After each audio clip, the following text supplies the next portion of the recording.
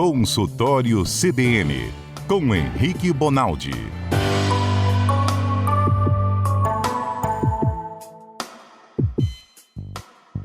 Chegou a hora do médico, hein, gente? Tá com alguém passando mal aí na sua casa? Tá com alguma dor? Tem algum remédio que você tá tomando, você queira mudar? Ou você acha que deve tomar um remédio?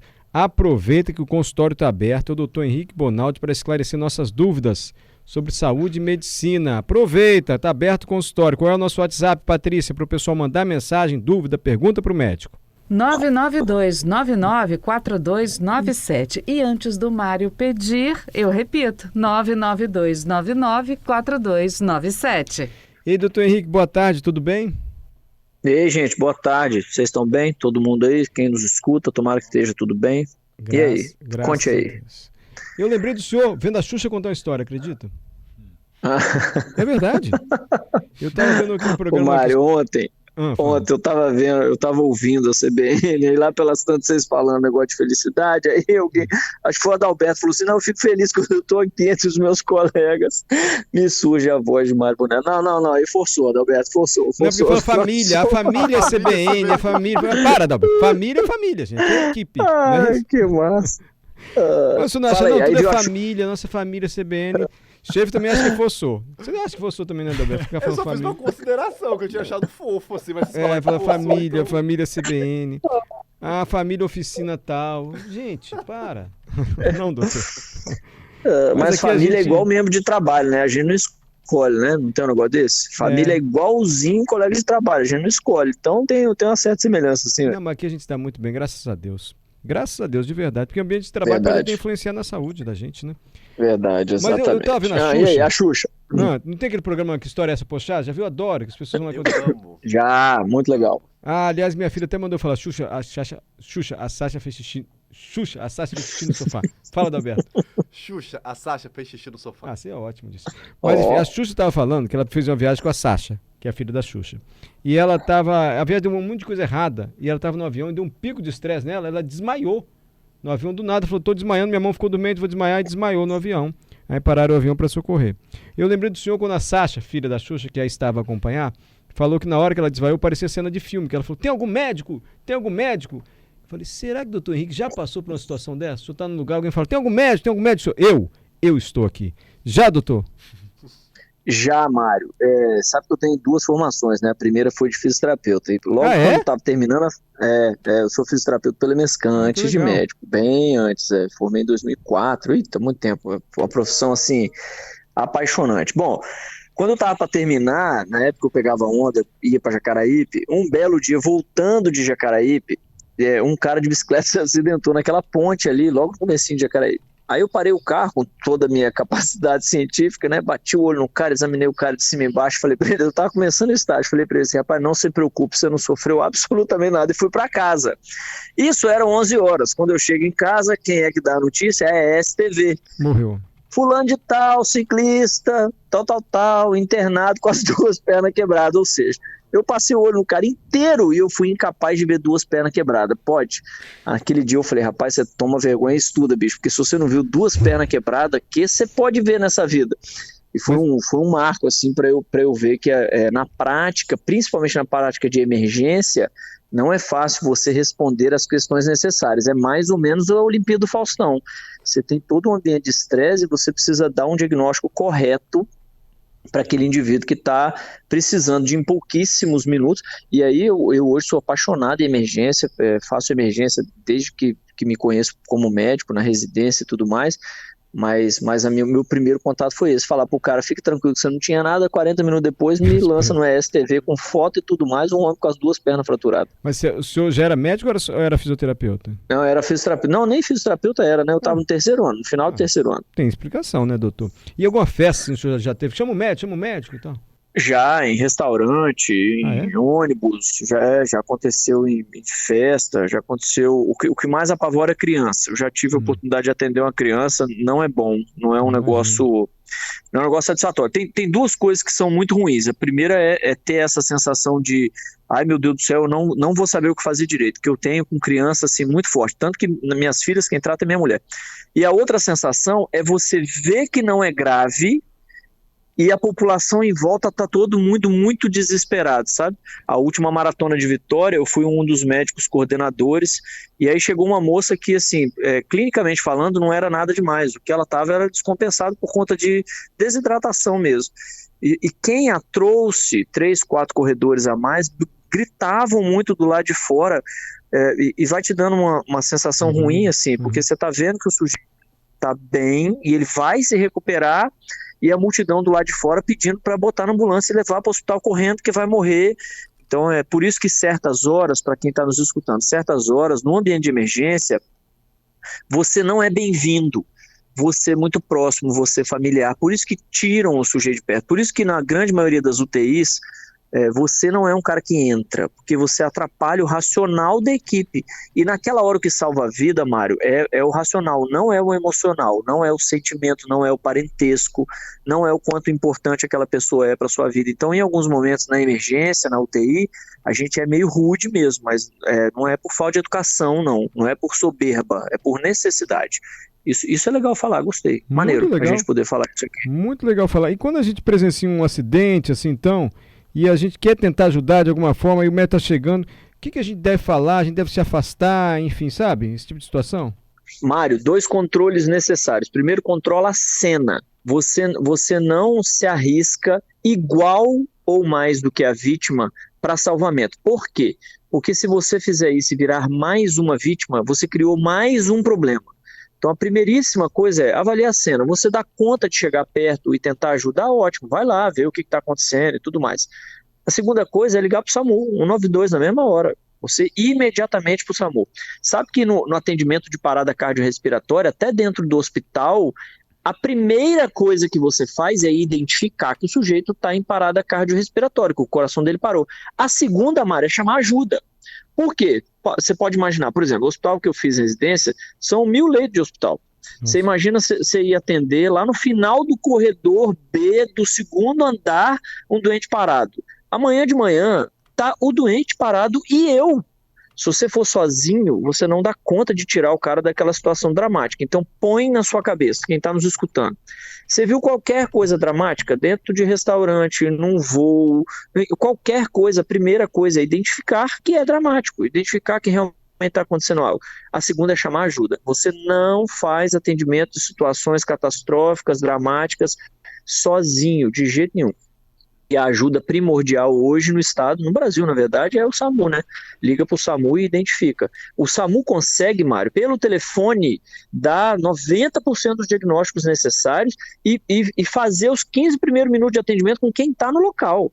Os médicos do SAMU hoje são capazes de falar assim, Mário, você está aí, me conta como é que a pessoa está. Aí você acaba de contar, o cara fala assim, faz isso, isso e isso. Minha ambulância já está vindo, não desliga comigo. E aí você vai fazendo até a ambulância chegar, tem muito o que ser feito. Mas precisa ter profissionalismo, precisa ser racional na hora. Não adianta escândalo, não adianta gritar, não adianta botar nas costas, enfiar dentro do carro e ir embora, não adianta. Liga para quem sabe, o SAMU tem controle do trânsito, o SAMU sabe qual unidade que melhor atende aquele tipo de evento, o SAMU sabe onde está a ambulância dele, às vezes a ambulância dele está 2 quadras dali, você vai botar a pessoa no carro, piora 10, 15 minutos de atendimento da pessoa, então SAMU, sempre. Perfeito, ótima orientação, doutor. Tem um monte de pergunta para você. Marcel, boa tarde, doutor Henrique. Estamos comprando um bolinho com velas para comemorar 1 mês de tosse. E com uma semana o médico de plantão verificou que a família não está com inflamação bacteriana, ou seja, é provável que seja viral. Como é que eu paro de tossir? Pelo visto, a família inteira do Marcel está tossindo, ele vai fazer um bolinho de aniversário da tosse. Marcel, presta atenção. A causa infecciosa viral, ela não pode durar mais do que 7, 10 dias. Isso é uma lei no vírus. Ninguém tosse por mais de 5, 10 dias por causa do vírus, vírgula. Alguns indivíduos que pegam inicialmente uma infecção viral e assim ficam, eu tenho um ser desse dentro da minha casa, minha mais velha é assim, desenvolve hiperreatividade brônquica. O que é isso? É quase igual a asma. Só que como acontece em períodos muito específicos, o pneumologista não tem coragem de dizer que aquilo é asma, porque a asma é uma doença crônica que afeta o cara todo santo dia praticamente, blá blá blá.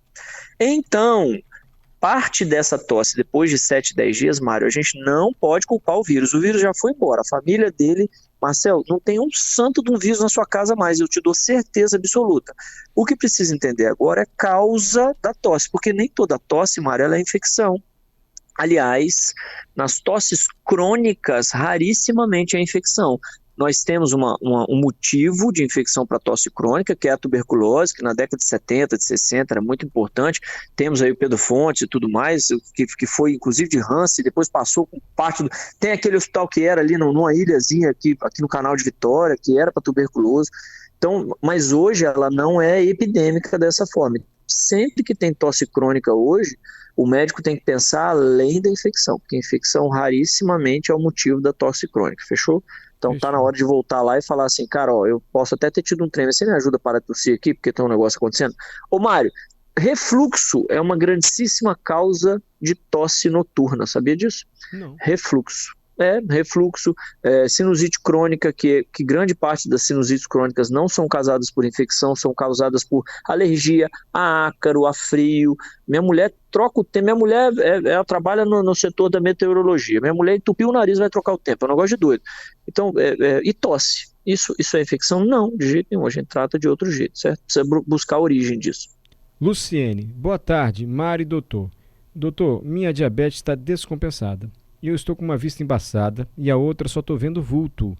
Será que eu posso estar perdendo a visão? Quem escreve isso aqui é Luciene lhe pedindo uma ajuda. Pode, Luciene, pode e outra coisa, precisa procurar ajuda para ontem. Por quê? Porque o que você perder de visão pela diabetes, você provavelmente não ganha de novo. E a dica é, você que está nos escutando, descobriu diabetes hoje e nunca fez acompanhamento médico, preocupe-se e faça todos os exames que o médico vai pedir. E você que sabe que tem diabetes e que ele está descontrolado há mais de 5 anos, qualquer alteração dessa, ó, rim, parar ou não parar de urinar, coração, ter ou não ter dor no peito, falta de ar, cérebro, começar a ter episódios de diminuição de movimento dentro de casa, olho, parar de enxergar da forma adequada, você pode estar diante das complicações do diabetes. E aí precisa correr, porque o diabetes está fazendo isso com você, porque ele está comendo os vasos sanguíneos. Ele vai comendo e não tem jeito de chegar fluxo de sangue bom para esses órgãos. Então precisa correr. Quem tem o diagnóstico hoje nunca acompanhou, ou quem tem mais de 5 anos e sabe que está descompensado. Altíssimo risco do sujeito estar evoluindo com complicações do diabetes. Aí, Luciene, a orientação do doutor Henrique. Eu vou repetir o WhatsApp. Para ontem, mulher. Caso mais pessoas queiram mandar pergunta. 992-994297. Sara tem a pergunta para o senhor. Ô, doutor, eu tô com barulho de bolhas no ouvido, como se estivesse estourando a espuma do shampoo, assim. O que pode ser? Eu já marquei um otorrino. Não é um diagnóstico fácil para mim. Você é muito especialista, né? É oftalmo, otorrino, essa galera estuda outro tipo de medicina. Mas não é normal. Existem alguns corpo estranho, a gente chama de corpo estranho porque a medicina dá um nome geral, né? Mas assim, mosca que entra, feijão que entra, que faz esses sintomas como se tivesse uma secreção para o lado de fora. A otite externa faz isso, né? Ou quando você inflama a parte externa do ouvido.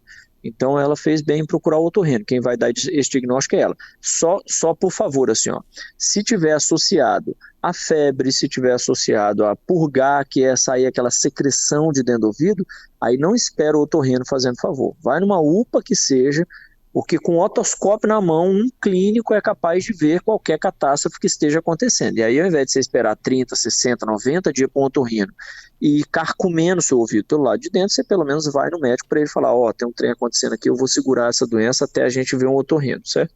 Não, mas ela falou que ela não está com dor, é só um barulhinho de shampoo. Eu lembro que o senhor contou que logo nas suas primeiras participações, eu fiquei doido para fazer. O senhor fez uma limpeza no ouvido, o senhor falou que saiu de um tudo do seu ouvido, lembra? Saiu, Mário, saiu de um tudo. Minha mulher estava do lado, minha mulher ficou uns 3 dias sem abraçar eu, de tanta coisa ruim que saiu de lá de dentro. Ela foi exorcizada. Porque a gente usa esteto, né, Mário? A gente usa esteto e, por exemplo... Eu também uso ponto aqui, dentro do ouvido. Mas se você usa o seu ponto, é menos mal. O que acontece na UTI, Mário? Cada leito dos meus 10 boxes da UTI, cada leito tem um esteto. Para não ocorrer infecção cruzada de um esteto de um doente para o outro, você coloca um esteto em cada leito. O que você faz quando você chega no plantão? Põe 10 estetos no ouvido. Então a chance de um cara, de um médico que trabalha com esse tipo de coisa não ter nada é mínima. Então eu tenho bactéria da UTI inteira dentro do ouvido, então não tem jeito, ossos do ofício. Olha que eu limpo, olha que você passa álcool, 70, mas não é completamente inócuo, né? São coisas da profissão, igual dor nas costas de estivador, gente. Tem uns trem que não tem muito jeito, faz parte do ofício. Mas sem querer ser muito nojento, o que saiu exatamente do seu ouvido, doutor? Sai cera, e a cera fica enegrecida por conta da sujeira. A sujeira não deixa a cera ficar amarelinha, a cera vai ficando enegrecida, então sai aquelas placas pretas, e sai muito. Ô Mário, isso não é nada, o pior é a sensação do vento entrando no ouvido, que é um trem. Já raspou o cabelo alguma vez? Quando você raspa o cabelo a primeira vez e vai andar de bicicleta, é uma sensação estranhona, o vento entrando para dentro da careca, você sentindo no couro cabeludo o vento. É a mesma coisa, no dia que eu saí do consultório do Dr. Giuliano Luque, cara, meu professor, na mesma época do Fábio Miranda. Esse cara, quando eu saí de dentro do consultório do cara, rapaz, você passa a porta do prédio, venta, você sente o vento bater lá no tímpano, é um negócio muito doce. Você fala, minha nossa, devia ter uns 4 quilos de coisa. Também. Esse negócio de televisão, bota o ponto lá dentro do ouvido. Imagina danado. Esse ponto, gente. Imagina isso ali. O Zé Carlos Schaefer tem pergunta para o senhor também. Fala, Schaefer. Doutor, boa tarde. Essa lenda de que o cotonete joga sujeira para dentro do ouvido e ao invés de limpar, piora a situação, é verdade? Não é lenda não, Schaefer, é isso mesmo. Ô Schaefer, presta atenção. O conduto auditivo, ele faz umas curvas e termina como se ele fosse um molde do seu dedo. Olha para o seu dedo, imagina um molde do seu dedo, ou seja, é o contrário do seu dedo, né? É como se ele fosse uma rua sem saída. É isso que é seu ouvido. Ele é um conduto que chega no final, tem uma membrana muito fina. Ela é tão fina, Schaefer, que a gente chama ela de translúcida. Ela é feita por uma única camada de célula, igualzinho o lábio, né? Por que o lábio é vermelho? Porque você está vendo lá dentro do lábio o sangue, porque é uma única camada de célula. É a mesma coisa. No tímpano, você consegue ver a parte de dentro do ouvido através dessa membrana. Então você imagina que a quantidade de secreção que vai crescendo, vai se fazendo, ela é em torno da rua, ela não é em torno desse último muro que chama tímpano, que é essa membrana translúcida. Quando você enfia o cotonete, você pega isso tudo que está distribuído na parede e impacta lá no final, porque o cotonete entra. O cotonete não é gancho, gente. Você não está enfiando um gancho lá dentro para você puxar nada. O que sai no cotonete é o excesso do que você empurrou para dentro. Você empurra para dentro e sai um pedacinho lá no cotonete. Então tem gente que tira no cotonete e fala, ó, tirei. Ô, orelha, 80% está lá dentro. Você tirou 20%, você tirou 20% que veio agarradinho no algodão, porque na hora que você pressionou, alguma dessas partes se agarram no algodão e vem. Então é verdade. Sem contar, Schaefer, que parte da galera que enfia cotonete, não sei se você já viu, tem uns caras que são muito brutos, cara. O cara enfia o cotonete, parece que ele tá enfiando um roto-router, parece que ele tá enfiando um parafuso na parede. Então, tem um risco de lesão do tímpano. E aí, cara, é muito mais chato de tratar. Imagina essa membrana fina ter que cicatrizar. A trabalheira que não dá esse trem.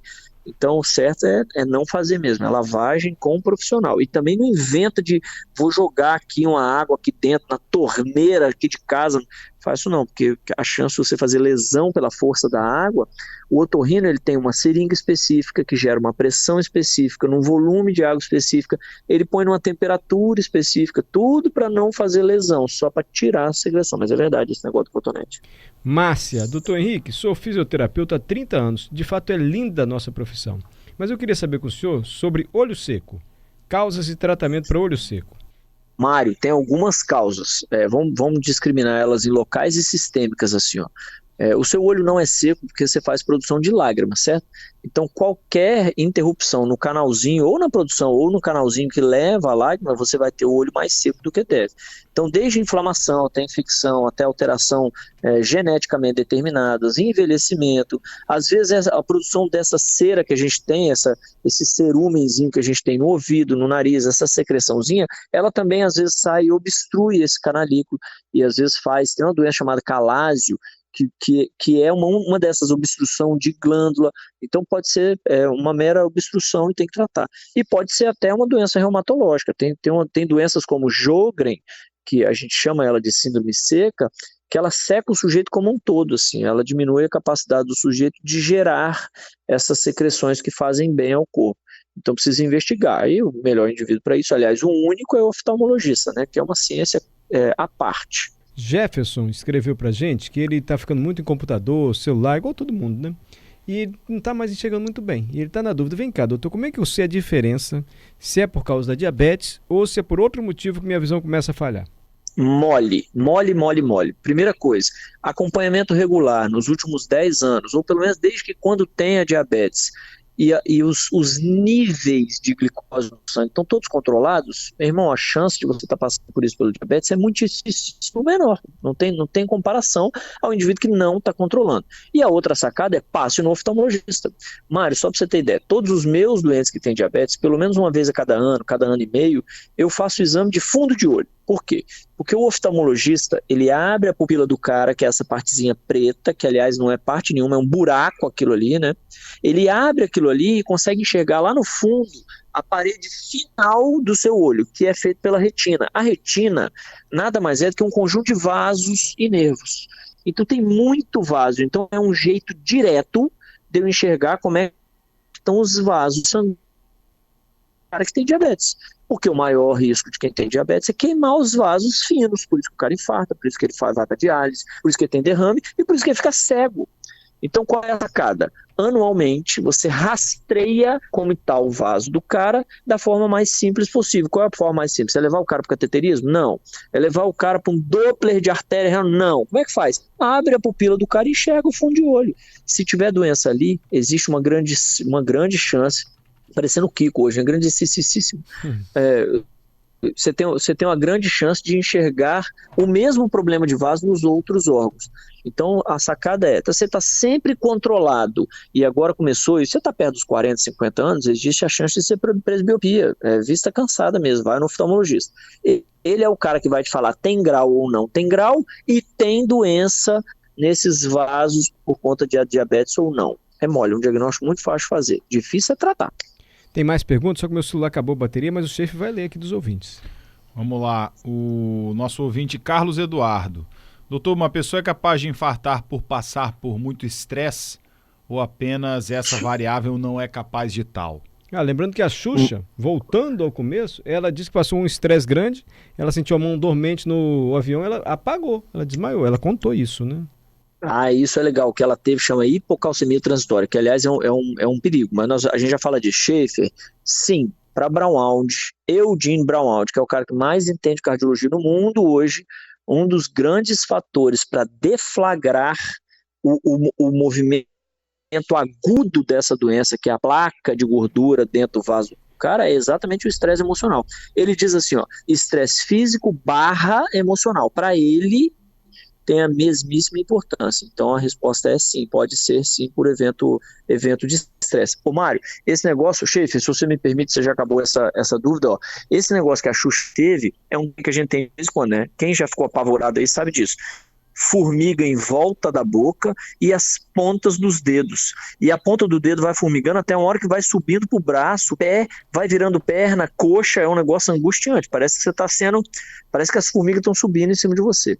O fenômeno que justifica isso é um negócio chamado hipocalcemia transitória, que é porque você hiperventila. Então o mecanismo é assim, fiquei nervoso, aumenta a minha respiração porque eu estou muito estressado, o ambiente de estresse me deixa ofegante. Eu não preciso estar ofegante, porque eu não estou produzindo tanto ácido assim, não estou produzindo tanto CO2 dentro do meu corpo. O que acontece? Eu jogo CO2 mais do que eu devo para fora do corpo. E junto com isso, o cálcio do nosso sangue abaixa. Quando ele abaixa, acontece exatamente. Tem gente que faz até um fenômeno chamado Trousseau, Chevostec Trousseau, que eles chamavam lá, que é os dedos da mão se contorcem todos. Mário, para quem está vivendo esse trem, para quem está olhando do lado, é o exorcista, o cara está morrendo.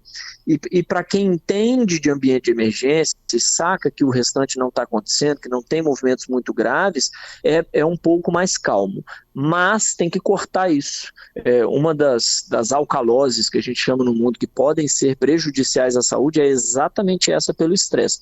Então, ao mesmo tempo que é algo simples, é potencialmente grave. Então, qual é a saga? Por isso, Mário, que respira no saquinho.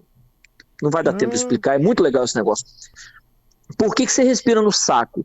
Porque você sopra o CO2 e pega ele de volta. Caso contrário, você vai botar o CO2 para fora, e uma hora vai desenvolver isso tudo. Então, antigamente, usava-se muito isso. Você teve crise de ansiedade, respira no saquinho. O que o cara quer com aquilo ali? É readmitir o CO2 para dentro, para evitar esse mecanismo todo. É pouco funcional, pouco efetivo, mas essa era a teoria que envolvia isso. Quanto menos CO2 você joga para fora, menos cálcio você também joga para fora do sangue. E menos sintomas você tem. Mas é isso, mas é legal essa história. E é um diagnóstico diferencial. Mas se eu estiver muito nervoso, vale aquela dica que a gente ouve desde sempre, toda vez que alguém começa a passar mal, respira fundo. Isso. Não fica respiração de cachorrinho, de grávida. Respira fundo, se acalma. A respiração vai conseguir pelo menos não te dar esses sintomas, a gente chama de parecesia. Tudo a mão trava, faz uma curva, é horroroso. Tá falhando ali, mas Agora então, falhou. fiquei muito nervoso, fecha o olho, né? Acho que tá ouvindo, doutor Henrique? Tô ouvindo normal. Eu tô fazendo um procedimento aqui caso a pessoa fique muito nervosa. Tô falando sério, porque a gente tem um certo preconceito com respirar fundo. Quando você fala assim, calma, respira fundo, parece que a pessoa tá neurótica, tá doente. Não, pode ser uma boa estratégia, de verdade, doutor. Pra melhorar Não tudo. é uma má estratégia, não. Não é? O doutor Henrique não levou a sério meu comentário, eu vou encerrar então a participação dele hoje. Obrigado, viu, doutor? Tchau, gente. Até semana que vem. Tchau, Vamos com até Deus. semana que Boa vem. semana.